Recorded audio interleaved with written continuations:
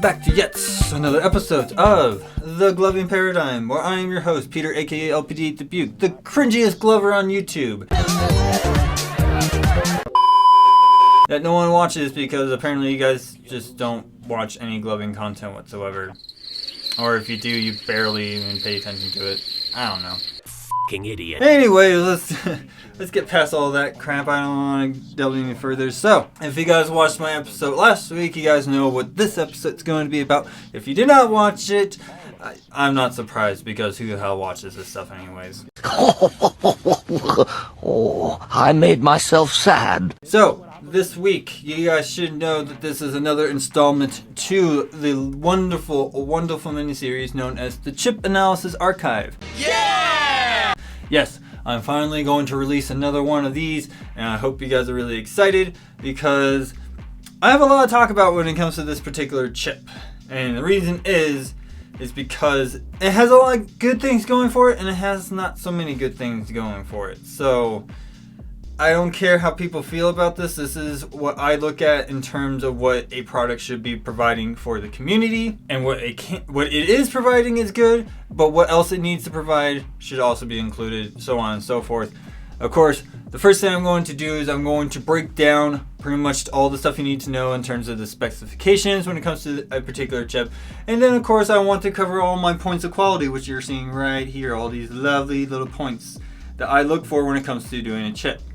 So, if you're somebody who's aspiring to become a manufacturer for the gloving community in the fashion of making chips, such as, the Spectras, or the Ions, or the Uber Nanos, or the ones I'm going to review, which I'm just going to spoil it right now. Yes, it is the Throwlight Apollos.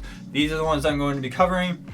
But, if you're aspiring chip manufacturer and engineer, designer thing, somebody insert the line here, I'm not sure. 5 minutes later. Yes, if you're one of those people who are trying to do something like this, this is something I hope gives you a good idea of what you want to kind of aim for in terms of points of quality.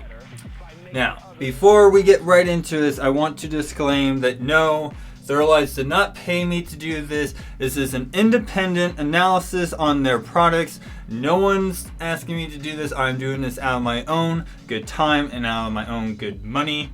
If you guys want to help me out, there's also the Patreon thing right over there.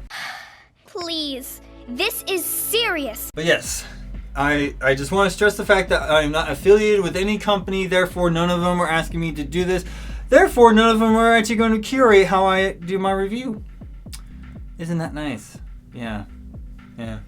Though, there are companies out there that have spoken to me about it, and they like that I go about the way that and they actually like the points of quality that I have, because that's kind of the same idea that they were thinking of. You are a liar! No, I'm not! So, let's get right into it.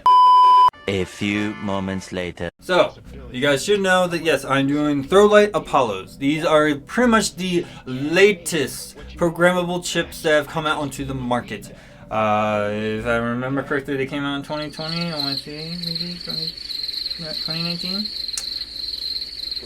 Regardless, that's immaterial at this point. But yes, these are the latest iterations of programmable chips on the market. So, what are some of the features? 5 minutes later. First things first, I want to go over your features that you have in here. So, when it comes to the Apollos have 16 colors plus a blank.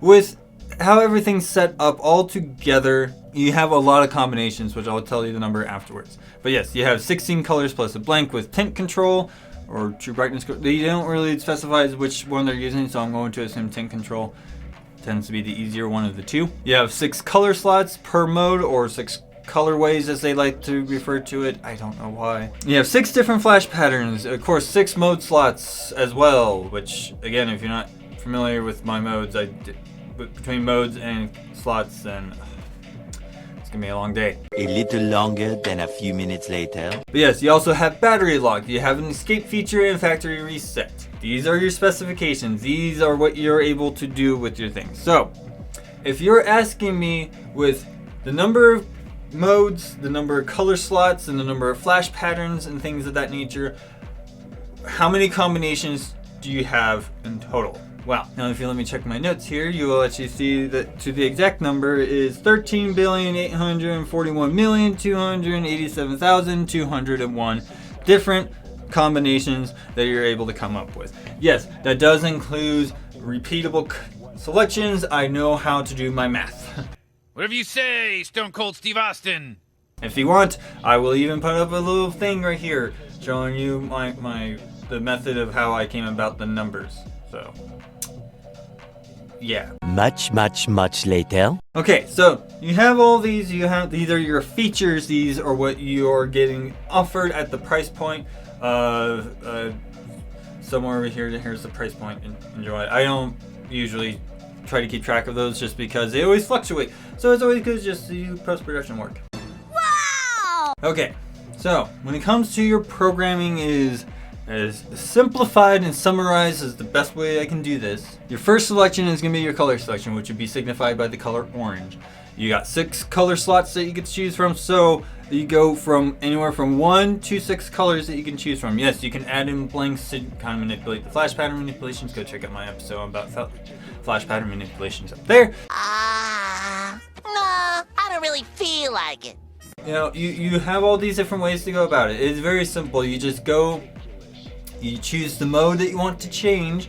You hold it until you see the orange light, then you'll go into your programming selection. You choose the colors that you want, you hold down until you get to the proper tint setting that you want, then you let go. If you want to back out without doing any selections to it, just leave it inactive for like 30 seconds or hold down the button for 12 seconds if I remember correctly. Check out the link to the handbook will be in the description below. Go check it out. 6.5 hours later. Okay, so that's pretty much what you got. Then you got flash pattern selection, which is your next one. So you're going to go to the mode that you want to change, and then you're going to hold it down until you see blue. Once you see blue, it's going to start on full strobe, and then it's going to cycle through the selections that they have. They have 6 total ones. They have full strobe, DOPS, super tight, flash X, hyper strobe, and bit blink, which, in my opinion, that's my favorite one. Wait, what? So yes, you have that. Now, you also have battery lock, which is pretty simple. You have the light turned off, you hold it until you see a red flash, and then boom. You pretty much lock your light from there. I believe it does have a yes-no ask thing like most of the newer chips do, but I can't quite recall. Fucking idiot. Correct me if I'm wrong, please. Do not hesitate to do so. I like it when people prove me wrong. So, why do you hate me and Jesus? I don't think my brownie's working. Okay, and the last little programming feature you need to know is mastery reset, which is if the light's turned off, hold it until you see purple. Once you see purple, you're going to confirm it, and boom. The light is now set to factory settings. What a time to be alive. Alright, so now that I quickly got that stuff out of the way, which I'm so glad I got that part out of the way, now we can finally go into the points of quality, which again, you guys check it out right here, these are my points of quality. So the first one I want to start with is... Alright, here's the thing that I want to talk about when it comes to the Apollos and the colors that they have.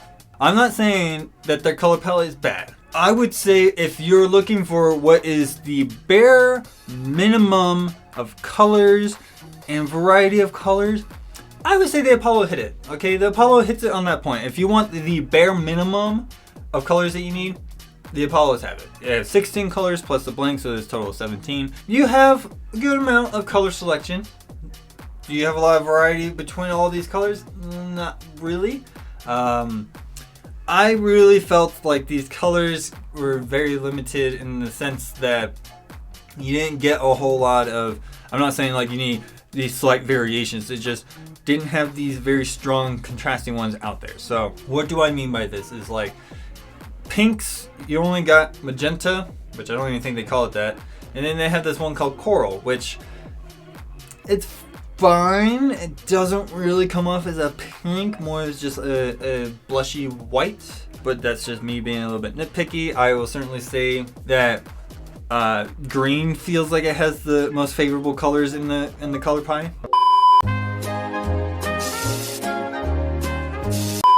So apparently Google wanted to open itself. Close. Stupid phone.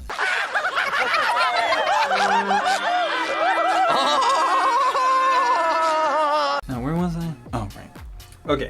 Another thing I will also certainly say that I know a lot of people haven't been around as long as I have. I've been doing this for 11 years. Gloving, not the podcast. Just want to stress that. We know, we know, we know. I have been doing this for 11 years, so I've seen a lot of different iterations of programmables. I will certainly say without a doubt that this is what I call pre-chroma technology. The color palette stuff, the color programming stuff is very pre-chroma tech. What is that supposed to mean? When the chroma first came out, the original E-Light chroma, where it had 19 colors plus a blank, just want to stress that, it redefined how our programming features were set up because how the technology in the lights were made. So traditionally there is one single diode that had 3 little things in it, and that would be how the programmables were made.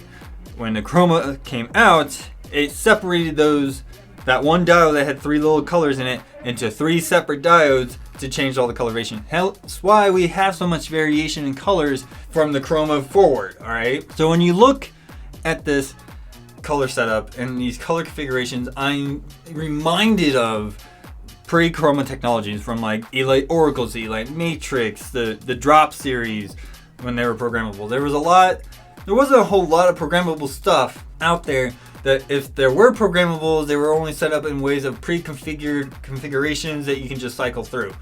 Look at bit 2s. Yeah, you're a little bit limited in your variety and it's pre-chroma tech, but here's the thing. As somebody who's an old head like myself, I get massive nostalgia vibes from the Apollos, and I like that. That's something that appeals to me. That's just me saying that as my opinion. I'm not saying that everybody wants that, but that's something that I like to see. Okay. One thing I want to point out that I have to say it because it is what it is. I'm testing these with different cameras, and so far my cameras aren't able to tell the difference between certain colors.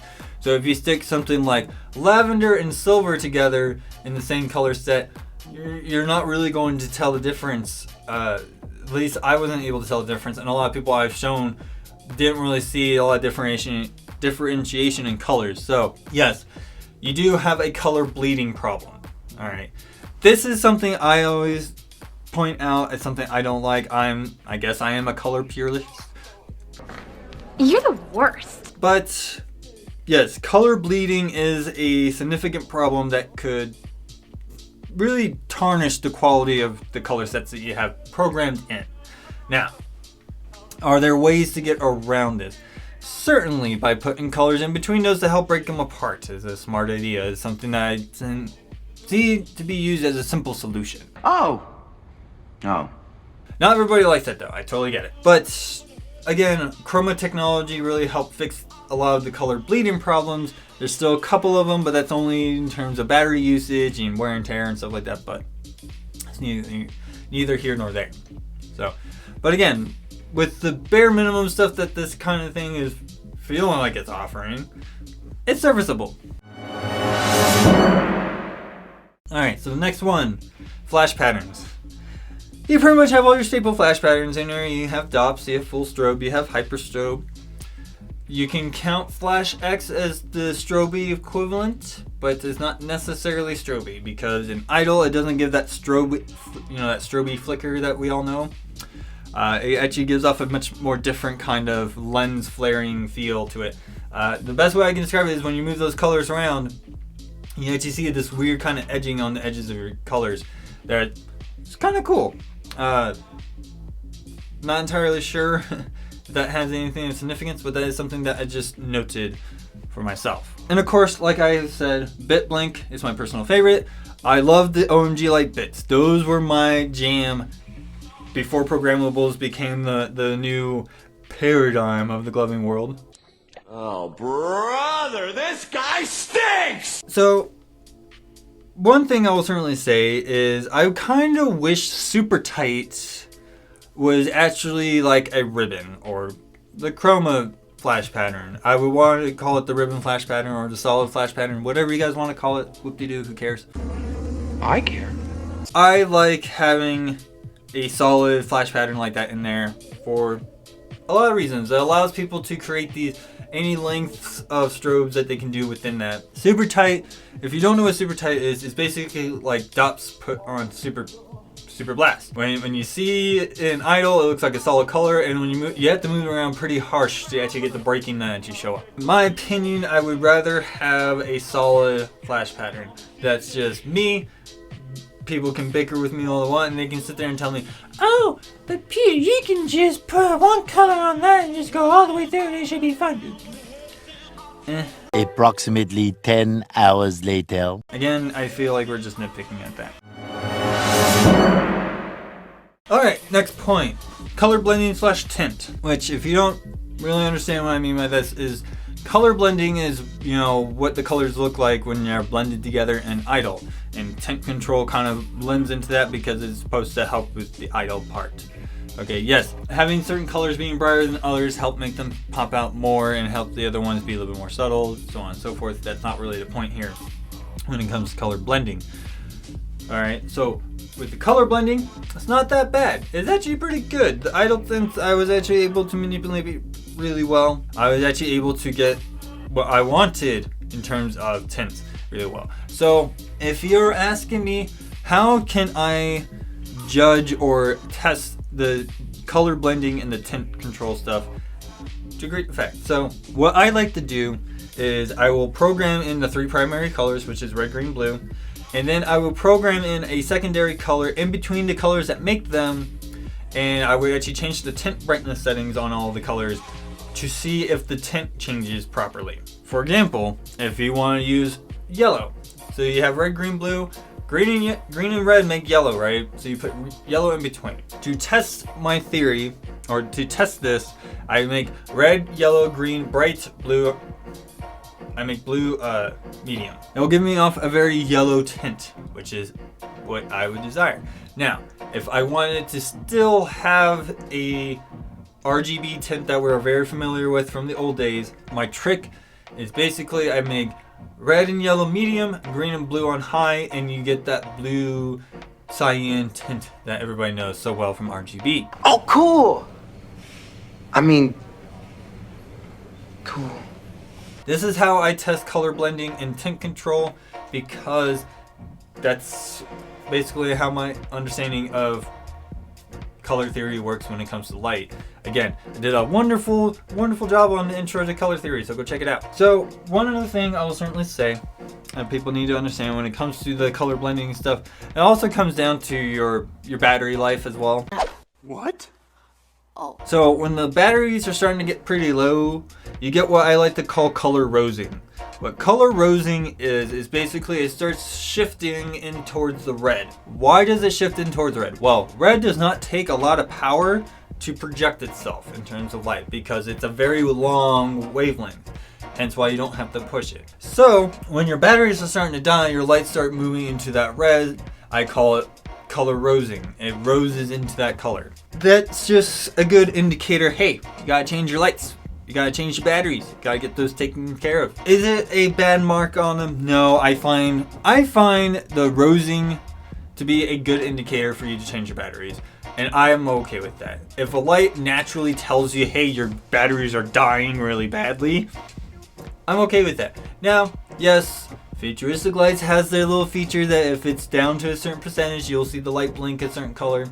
If it gets down to a certain point, it will blink 2 colors, or I think, if I remember correctly. So, one other thing I will certainly say, again, the color bleeding problem blends into this as well, and it does hurt the distinction. Because even if I try to change the tints on those 2 colors that bleed into each other, it still does not change the effect of the tint overall. It stays that same color no matter what.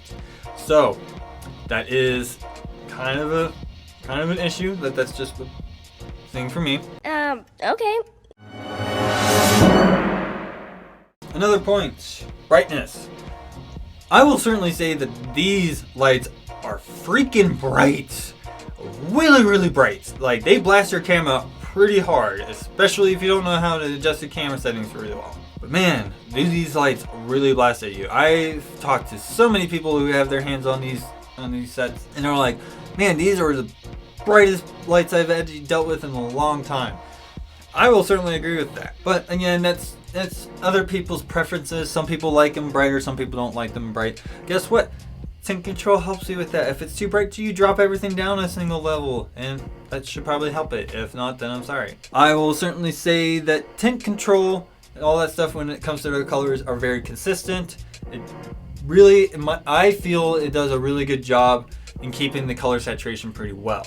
So if there's a mark up on the Apollos over some of the other chips, is that its color consistency when it comes to its tint on brightness is really, really good. And of course, I will certainly say when it comes to brightness, it is the color consistency and intensity and all that stuff stay very consistent 80% of the time. What do I mean by 80% of the time? The other 20% of the time is because your batteries are dying.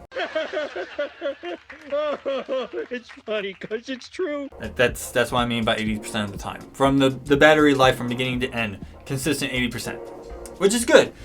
You can't have consistency 100% all the way through because I don't know how with batteries with fumes of life can still produce such high lumens. It doesn't work. Next one, accuracy. Accuracy basically is talking about is how accurate are the colors, how accurate are the flash patterns, and how accurate everything put together. That's pretty much what I mean by accuracy. Now, yes, accuracy also means in terms of like accelerometer, but this doesn't have an accelerometer, so we don't have to worry about that. But yes, colors are extremely vibrant individually, though again, color bleed. Flash patterns are not drastically big, massive wows. They're all in the safe zone. They're probably the most versatile flash patterns that you have right at the market, except for super tight. I don't really see that one being necessary, but it's just me. I will certainly say that your idle tint is pretty consistent. Again, color bleeding problem does hit this down a couple pegs. I'll certainly say I know a lot of people might say that I'm being a little nitpicky about the color bleeding problem, but guess what? That's just me, and that's something you're just gonna have to deal with. This guy. Alright, next one, battery life. So I've actually tested this, and I actually burned through two sets of batteries, but on average, you're going to get about 13 to 14 hours of battery life from beginning to end. Am I saying that on a constant thing? No, I do not let it sit there for that long. No, don't have time to sit around for 12 hours like that. However, I will certainly say, God damn it, let me try that again. However, I will certainly say that with a little bit of tinkering with your tint levels and stuff like that, and which flash patterns you actually use, you can get up to about 18 hours. Yes, I can actually get up to 16 to 17 hours on the atoms, and I can get about around the same place when it comes to the chroma controls. The original ones, not the Evos, just letting you guys know. Say what? But yeah, actually getting about 18 hours of really good color consistency and things like that, I'm pretty impressed. You have to admit some lights really burn through batteries really easily, so kudos on throw lights for doing that. Alright, next point, ease of use. Yes, this light is very simple to use.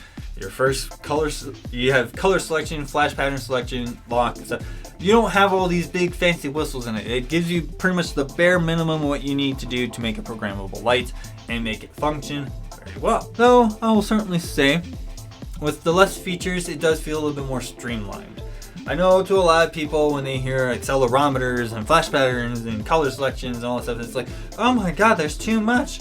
No, it literally is broken down into separate things. You need to change colors, you go into color selection. You don't, to the people who think that programming is complicated now, allow me to explain to you how the oracles are programmed. So the oracles, you had 3 color slots per color mode, and you had 8 modes. In order to program multiple modes, you literally had to program each 3 color sets, one after another. If you mess up, you have to start over from the very first set and program them all in again. This is way easier, so please stop saying it's complicated when it's really not. No, it's not. Yeah, it is. You need to change one thing, you change that one thing. However, I will certainly say with the less features, it does feel a little bit more streamlined. However, you do not have something that makes it so much easier. Chip-to-chip communication makes it a lot easier. Am I complaining that this chip does not have chip-to-chip communication? No. I'm perfectly fine programming all my lights individually.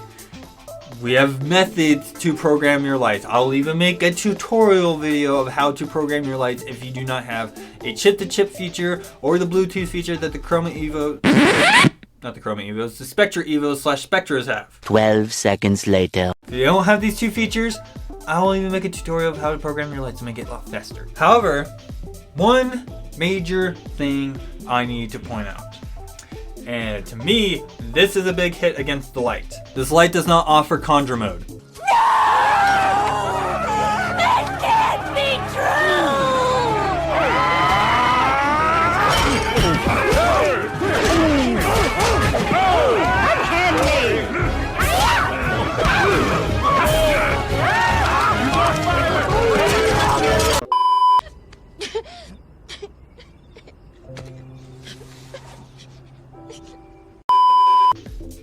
No.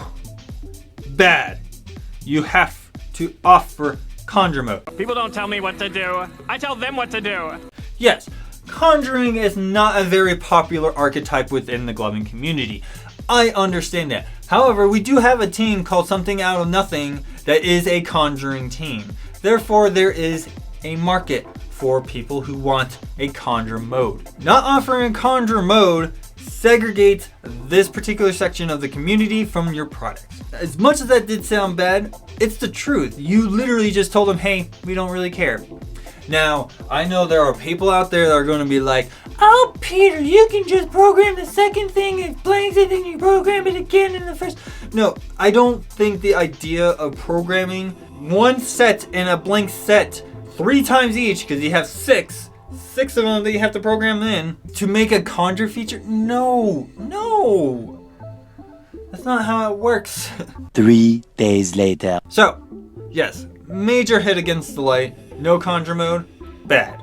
You gotta offer conjure mode because there is a very strong underground section of the community that are conjurers and they want that. Yes, there is multi-mode conjuring, I know.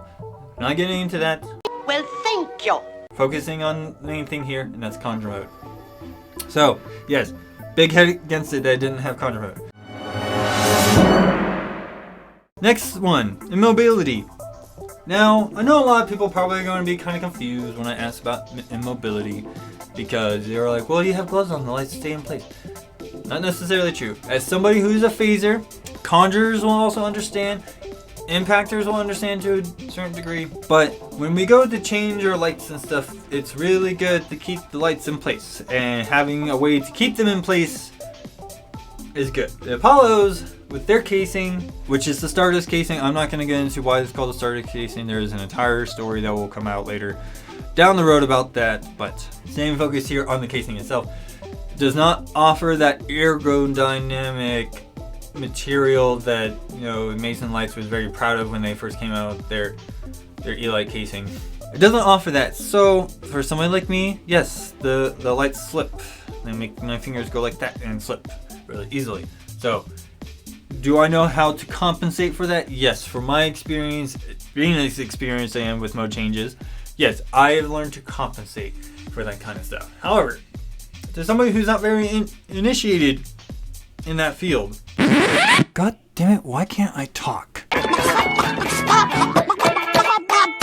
To somebody who's not really well initiated into the field of mode changes, this could be a problem for them and it could cause some frustration. That's just how it is to some people. However, I will certainly say in due time, the more you keep practicing on it, the better you're going to get at it. So do keep that in mind. I will certainly say as somebody who has 3 different light sets that are from 3 different companies that have 3 different configurations of materials and all that stuff that they use. Yeah, it is kind of a challenge to adjust to each one. I actually have to spend a good 20-30 minutes just tinkering around and getting used to doing that again before I can actually do a good strong performance with them. Now, one final thing when it comes to the casing part is that yes, we do have third-party case makers out there that make really good casings for these lights. So if you want to choose a different casing, go check out Glow LED. They have stuff for the Apollos. Oh, thanks, man. But other than that, that's just something I know some people are gonna gripe. I will say this though, when it comes to the casing, I really like the diffuser that connects on top of the casing and it keeps it in a nice smug fit. I love this idea. If any of the companies out there are thinking of any ideas that's going to cater to me, that's going to make me happy, make custom diffusers that connect to your casing, okay? I like that idea. But you know what? I'm just some dude in a closet talking about gloves. Alright, so next point is size, which just these lights are about the same size as the E-Light series or Easy Light series, whatever Amazing Lights call them. I don't care. I care. However, you do not use the same batteries. They do use the 1225 batteries like any of the nano chips use, which is your Uber nanos, your Aurora nanos, your ions, and your atoms. And I think there's another one out there that I'm not really quite remembering off the top of my head, but who cares? I care. Yeah, so pretty good size. It's not too big, it's not too small. I tend to like a little bit of the bigger chip than the nano chips. That's just personally me. But I do see the appeal of nano chips. They're really cool. But like I said, with the Stardust casing and the attachable diffusers, they do feel much bigger. But I'm okay with that. The other thing I also want to say is that, again, just a point mark up on the casing, is I do, again, like the removable diffuser. But it's attachable to set itself in place on the casing. It's really cool.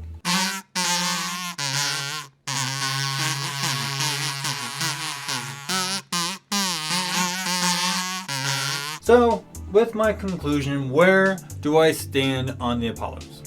Well, in all honesty, I find the Apollos to be what I would want to have as a good introductory burner set.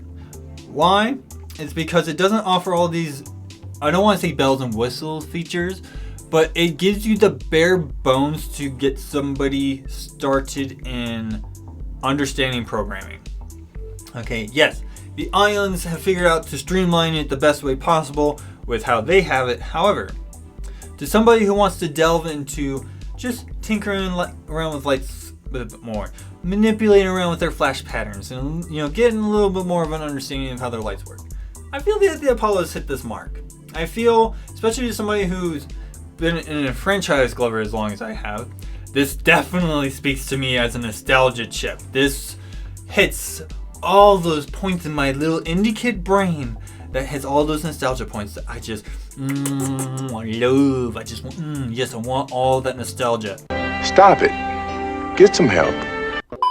So, I like how it hits that point for me, but that's just me. I can't have that as a mark against it. But definitely want to say that this is a pretty good bare bones way to get somebody introduced into programming with lights as a Glover.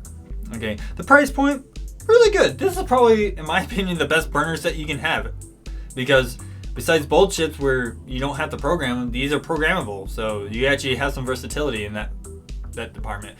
And again, a lot of us Glovers like versatility. Yes, so with the small features that it does have, it makes it feel really easy to use. I like kind of the simple stuff. You have very simple colors, very simple color slots, flash patterns, and modes. I personally think 5 or 6 modes are probably the max amount that you want. I think having 8 is a little bit too much. That's just me. Everybody else is probably going to tell me who cares. Whatever. However, like I said, offering no conjure mode is a big hit to your customer base, because there is still a lot of people who conjure. Even if they don't post videos, which is to me a big damn shame, because I want to see more conjuring videos. You got to cater to them as well. Otherwise, they're not going to buy your chip. Because if I was a conjurer, I'm going to look at this and be like, wait, you're not going to offer me a one-off feature that I can just choose any mode I want to make it the one mode?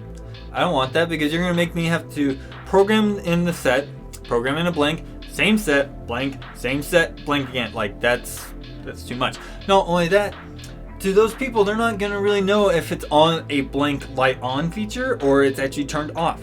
So, that's why it's important. Overall though, if I had to give it a grading scale from 1 out of 10, I would give this one a 6.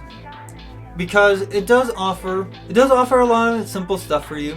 It's very simple to use and streamlined in its process in terms of You don't have a whole lot to work with, so why do you have to complain about having too much to have? You don't. Not only that, you're not having to bog yourself down with trying to figure out if it has an accelerometer and stuff. It's a very simple light to use. The color bleeding problem is pretty prevalent. No conjure feature is a big problem in my opinion. But other than that, I can't really complain with this light because at whatever price it is now, which I'm hoping it stays under 50 and it's base because that's smart, I can't really complain. It's a good serviceable light to do the things. Now, if I've had my fun with it, yes, I've been enjoying my time with it because it's been really, really great. So that's pretty much all I need to cover in this episode on this chip. If you have any questions that I did not cover in this episode on this chip in particular that you want me to cover, please let me know. You have the comment section down below. You have all the various social media outlets you can hit me up at. You got all those places. So please do not hesitate to do so. Overall, I will certainly say that when it comes to these chips, they're keepable. In all honesty though, I don't know if I want to do a giveaway or not because it's a nice little review. If I do, I will release it into its own separate video type thing and do a giveaway separate from this episode. But yes, my overall grading on the Apollos is 6 out of 10. However, do not take that as a bad thing. Most lights don't even make it past 8 because there's not that many lights out there that actually can get up to that 10, but that's just me. So I certainly hope you guys enjoy what I had to say. Thank you to everybody who has shown your support so far to this channel / podcast / whatever this thing is now. I had a lot of fun with these lights. I know the next one I want to try to cover is an LEDglove.com one, or maybe if I check out GlowFX and see what they have to offer, maybe I can try one of their stuff out. I don't know. We'll see how it goes. But yep, that's pretty much all I need to cover. Once again, thank you to everybody who's shown their support. If you have any questions, please do not hesitate to ask. But yes, I am your host, Peter, aka LPD Dubuque, and I'll see you guys all next week.